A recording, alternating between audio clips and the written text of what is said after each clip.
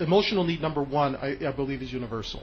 Emotional need number one is the protection of a person's reputation. Everybody wants their reputation protected and put into the best possible light. That's universal for men, women, friendships, business relationships, and so on. I find that in my relationships with women, that is actually a very key one. Well, the one relationship we have with an intimate partner is the one we want that ability to be open without criticism, to be who we are without worrying about that being exploited. That's right. And in my experience, this applies to all forms of relationships. If we're talking here about sexual relationships with women, whether it's a girl you meet and you have a one-night stand, a weekend fling, even in those cases where someone is having an affair. The protection of reputation is one of the biggest criteria points that a man should hit when he's talking to a woman initially. If he can demonstrate that he is the type of man that will protect a woman's reputation, that goes so far into generating attraction and making her see him as a potential candidate for being the one. You mean being a gentleman to a certain extent? What do you mean by protecting her? Okay, well, if you were to ask me, let's say I had met you in a club or I'd meet you on the street and we're talking, and you start asking me about my past relationships, the way that I respond to that question will indicate to you whether or not I protect a woman's reputation. Depending on the question you ask, it could be something as simple as saying, well, I'm a man and I don't talk about those things in public. Or I might even relate a story to you, as I do in my book, From Loser to Seducer, where I actually talk about various experiences I've had, and I don't mention names and I don't mention any specifics about the women I've been involved with in order to do exactly that, protect their reputation. I guess an element of that is also not playing the name, the shame, and blame game. Exactly.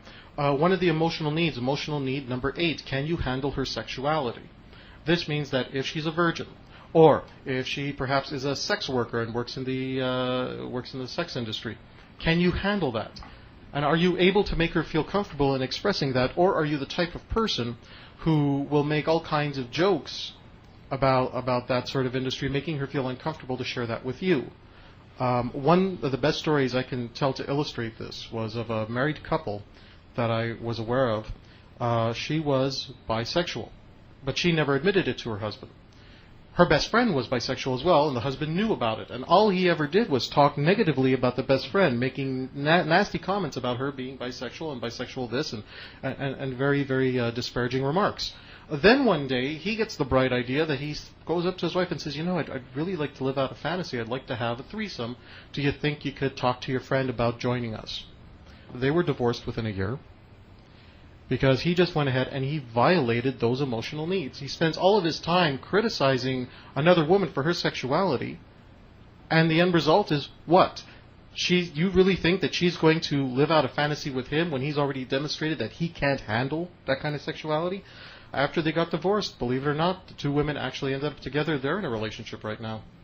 He could have had the ultimate man's fantasy to have two women be with him on a regular basis, and because he demonstrated that he couldn't handle that sexuality when he didn't even know he was being tested for it, well, he's a lonely man right now.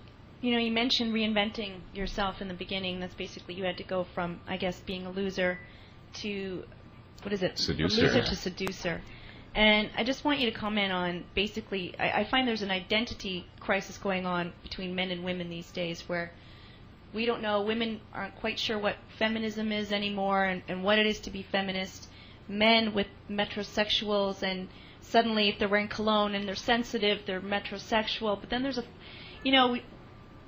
I'm always saying, where's the real men? Where are the big, burly, real, tough, but, not banal or stupid. But is there such a thing? I've got so many questions here, I guess.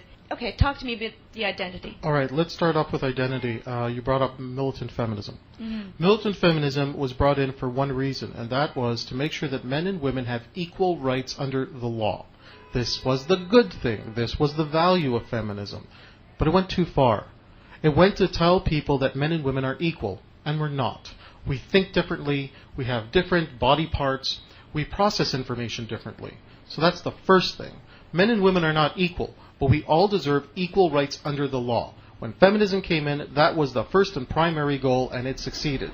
Where it went too far is that men and women now believe that we're supposed to be equal. If you're a woman, you should be able to act like a man. If you're a man, you should be able to start acting like a woman. And you should be, and both genders are adopting things that are important to the other gender.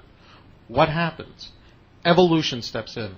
And evolution says, well, this is a great intellectual construct, but it affects the way people are attracted. There's a reason why men and women are attracted to each other. Opposites attract. And when a woman starts behaving more masculine and men start behaving more feminine, it disrupts the flow of attraction.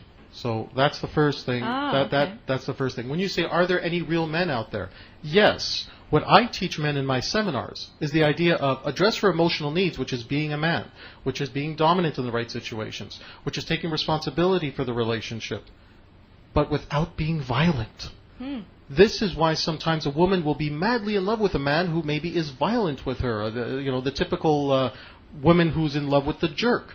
Because indirectly, a jerk will address a woman's 10 emotional needs. However, he's beating her up. But you can't find that same attraction for a nice guy. Why can't you be attracted to nice guys? Because that's an intellectual construct. And we're not talking about intellect here. We're talking about the way people feel. We're talking about attraction. So are there real men in the world? Yes, I've studied under a number of them to try and figure this out over the last 10 years or so. So what I can tell you now is that men do have an identity crisis. They have adopted beliefs that were never meant for them. They have adopted female beliefs that were not designed for them. And one of the problems that we had talked about a little bit earlier, a lot of the men now are addicted to the drama associated with relationships. That was never for us. Women are allowed to be addicted to the drama because they need the emotional range. Do men need some form of emotions in a relationship? Absolutely, but not at the same depth as women. And when a guy adopts that same type of addiction for drama, he becomes the type of man that long term the woman will not be attracted to. Even though intellectually he might be the best man for her, the attraction just isn't there. So it sounds like what Irma's expressing is that there's not. She's lamenting that there aren't a lot of quote real men out there. With, I don't. Go on. Just to finish the idea, and Frank, what you're saying is that the men are out there and they're lonely too, That's right. and they're failing in their relationships or in their ability to get a relationship.